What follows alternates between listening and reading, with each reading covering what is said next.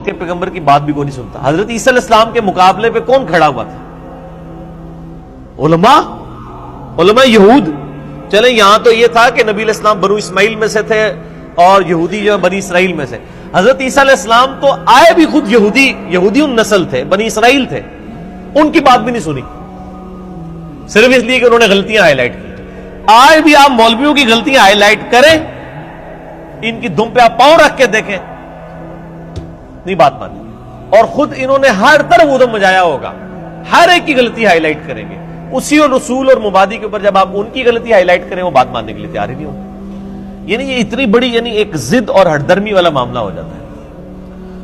اور ہمارے سب کانٹیننٹ کا تو میرے بھائی یہ بہت بڑا مسئلہ ہے. یعنی اس مسئلے سے آپ اپنی جان چھڑا ہی نہیں سکتے.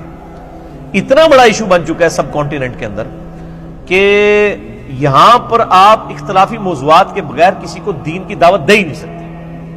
لوگ کہتے ہیں میٹھی میٹھی بات کریں، میٹھی میٹھی بات کر کے کیا کریں؟ بیڑا غرق کریں اگلے بندے کا. لوگ میٹھی باتیں سنتے رہتے ہیں پوری زندگی، نہ ان کے عقیدے کی اصلاح ہوتی ہے، نہ ان کے نماز کے طریقے کی اصلاح ہوتی ہے، نہ ان کو یہ پتا چلتا ہے کہ اللہ نے جو دین بھیجا تھا اپنے پیغمبر کے ذریعے وہ کیا ہے. بس وہ یہ سمجھتے ہیں دین یہ ہے کہ اچھا جی یہ جس مولوی کو میں سن رہا ہوں نا اس نے داڑھی رکھی ہوئی ہے، بس دین یہ ہے کہ میں نے داڑھی رکھ لینی ہے، میں نے پگڑی رکھ لینی ہے، شلوار ٹکنوں سے اوپر کر لینی ہے، چاہے مجھے الف بے بھی دین کی نہ آتی. دین تو بنیادی طور پہ علم کا نام ہے، عمل تو بعد میں آتا ہے. یہاں پہ لوگ نمازیں کب شروع کرتے ہیں؟ کسی کا جوان بیٹا مر گیا، کسی کی بیوی مر گئی، کسی کی ماں مر گئی تو نمازیں شروع کر دے گا. نمازیں کیسے شروع کرے گا؟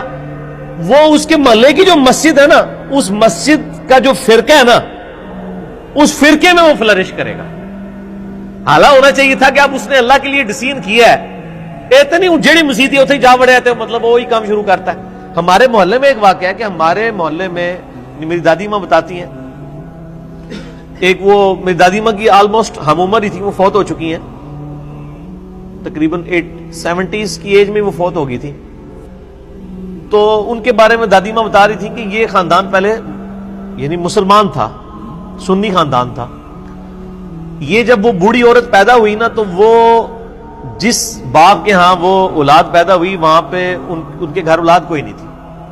کتنے عرصے بعد اللہ نے ان کو بیٹی دی. اس بندے نے کبھی نماز روزہ کبھی کوئی چیز نہیں پرفارم کی تھی. یعنی میں بات کر رہا ہوں 19 کوئی 20-25 کے قریب کی، پاکستان بننے سے پہلے. ان کے گھر بیٹی ہوئی، وہ اتنا خوش ہوا کہ وہ مسجد میں چلا گیا شکرانے کے نفل پڑھنے کے لیے. اور وہ مسجد جو ہے وہ قادیانیوں کی عبادت گاہ تھی. وہ قادیانی ہو گیا، آج ان کی پوری نسل قادیانی ہے. استغفر اللہ پڑھ رہے ہو تو بریلوی دیوبندی اہل حدیث بھی انجی ہوئے جائے.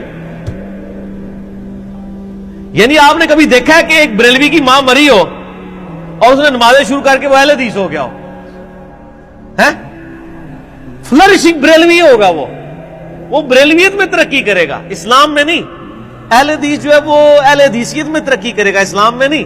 ایک شیعہ تو وہ شیعت میں ترقی کرے گا. کبھی آپ نے سنا ہے کہ جی ایک شیعہ کا جوان بچہ مر گیا اور ماشاءاللہ وہ اس کے بعد سنی ہو گیا؟ نہیں، وہ پریکٹسنگ شیعہ ہو جائے گا. اوکے کہ ایت کی مرم والے لوگ تھے 2 دن میں 10 دیکھا دیا گا. تو یہاں پہ جب کوئی بندے کو ٹھوکر لگتی ہے نا وہ علم نہیں حاصل کرتا بلکہ اپنے فرقے میں فلرش کرتا ہے. اور ٹنی والا کام ہے نا، پڑھ پڑھا کے سنی، ٹنی پڑھ پڑھا کے نہیں، بس وہ ویخ مکھا کے سنی، اندھے بن کے سنی.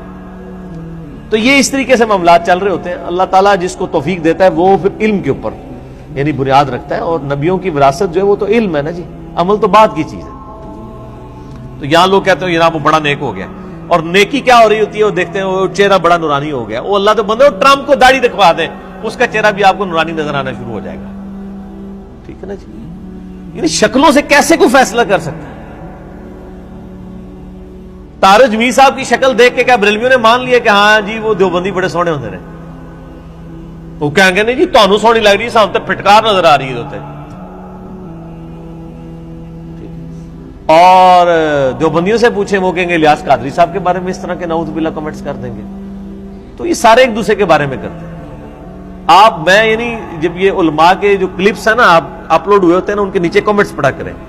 ایک ہی مولوی کے بارے میں ایک بندہ کہہ رہا ہوتا ہے کتنا نورانی چہرہ ہے، دوسرا کہتا ہے لعنت پہ ہی ہے.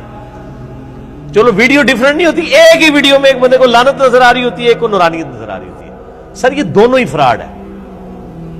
آپ کے سامنے اگر صحابہ بھی زندہ ہو کے آ جائے نا تو آپ کو ان کے چہروں پہ کوئی نورانیت نہیں نظر آئے گی, کیونکہ آپ نے جو کرائٹیریا رکھا ہوا ہے نا نورانیت کا وہ ڈیفرنٹ ہے.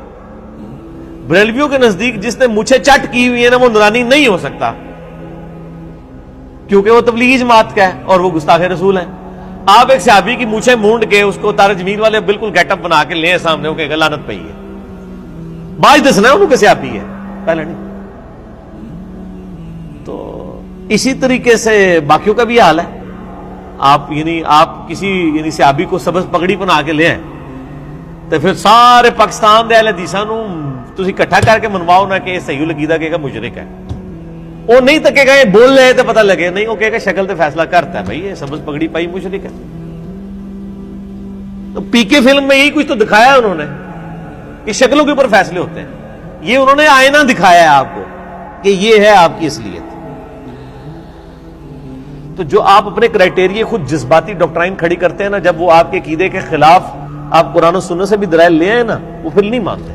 اس لیے کہ ان کا مقصد دلائل کے اوپر زندگی گزارنا نہیں ہے.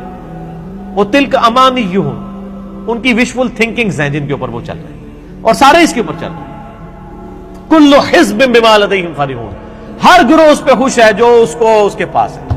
وہ اہل حدیثوں سے جب ہم کہتے ہیں نا یار یہ اپنی اصلاح کرو یار, وہ کہتے ہیں یار گل سنو توحید تے صحیح ہے نا.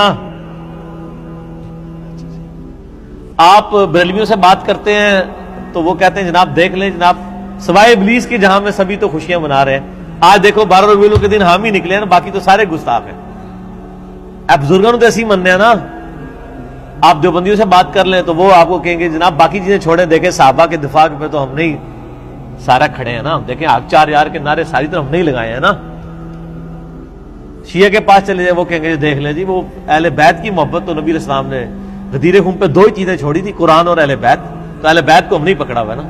اچھا یہ نہیں کہیں گے قرآن کو بھی ہم نہیں پکڑا ہوا ہے, کوئی قرآن نہیں پکڑا ہوا, اور چلو جی جو بھی اہل بیت کی کل حزب بما لدیہم فرحون, ہر گروہ اس پہ خوش ہے جو اس کے پاس ہے. جزوی دین نہ لے, ٹوٹل دین لے. ادخلوا فی السلم کافہ, پورے کے پورے اسلام میں داخل. اللہ تعالیٰ سے دعا ہے جو حق بات میں نے کہی اللہ تعالیٰ ہمارے دلوں میں راسخ فرمائے.